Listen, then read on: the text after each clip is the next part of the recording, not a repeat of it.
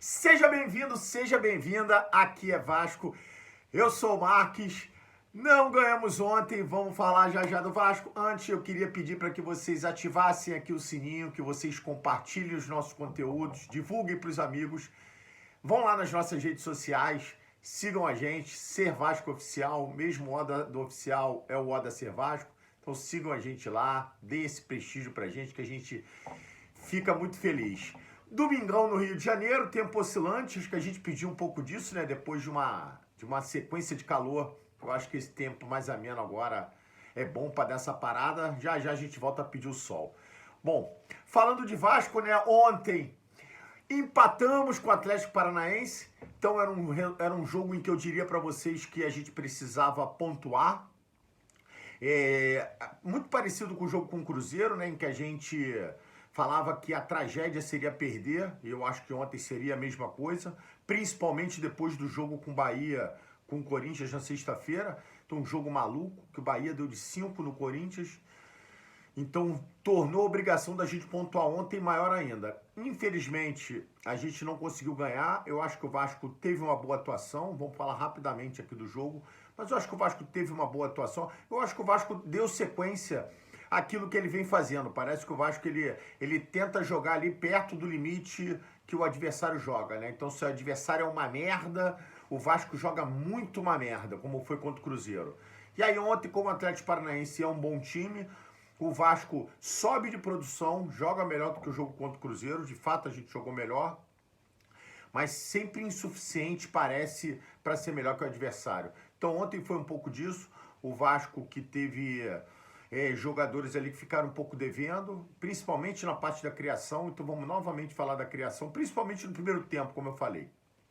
Acho que o Marlon Gomes cresceu de produção no segundo tempo, aliás, foi muito bem no segundo tempo. A dupla de ataque ali, o Peck e o Verratti, isolados em alguns momentos. Então foram bem guerreiros, principalmente o Verratti, que ganhou todas em cima do Thiago Heleno. Então o Thiago Heleno, de fato, teve uma noite ali de pesadelo marcando o Verratti, protegeu todas, fez ali o muro em todas as bolas e ganhou todas. O Peck ainda errando a execução de algumas jogadas, mas correu pra caralho. Impressionante como ele dá o suor ali pelo time, né? Tentou criar algumas oportunidades, botou o Verratti na cara do gol, naquela bola de cabeça no primeiro tempo, que ele acabou perdendo, mas foi também uma briga grande ali no ataque. Acho que quando a gente vai ali para o meio de campo, Paulinho ficou devendo mais uma vez. Eu acho que a gente cria uma expectativa alta de que o Paulinho pode ajudar muito na construção do time, e o Paulinho mais uma vez ficou devendo. Zé Gabriel bem ali na contenção, apesar das saídas, de uma ou outra saída de bola errada. O Zé Gabriel tá sempre pecando um pouco nisso. E como eu falei, eu acho que ali na criação, né, quando você vê ali onde o Vasco mais precisa, é onde fica mais devendo. Acho que o fato da gente ter jogado com 3 zagueiros fez com que desequilibrasse um pouco também a distribuição dos jogadores do time.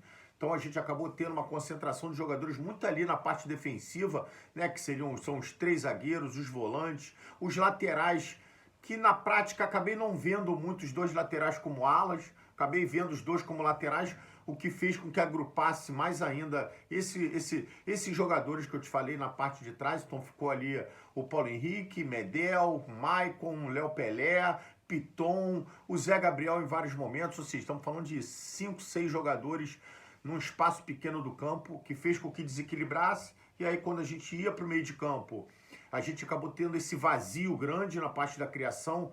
Consequentemente, ficou essa distância entre esse bloco da defesa e o Peck e o Verratti lá no ataque. A gente percebia isso em alguns momentos. Então eu acho que isso o Vasco acabou pecando, acertou um pouco no segundo tempo. Então, como eu falei, o Marlon Gomes cresceu muito de produção, ajudou muito nesse ato que tinha ali nesse setor do campo. Então, de fato, o Marlon Gomes ajudou pra caramba no segundo tempo. O Payet não entrou bem de novo, então acho que o Payet segue devendo pra gente. Que terça-feira seja um jogo que o Payet, apareça, o craque que a gente quer que apareça nos jogos importantes. Tomara. O Cocão entrou bem ontem, então acho que o Cocão pode ser um cara que a gente...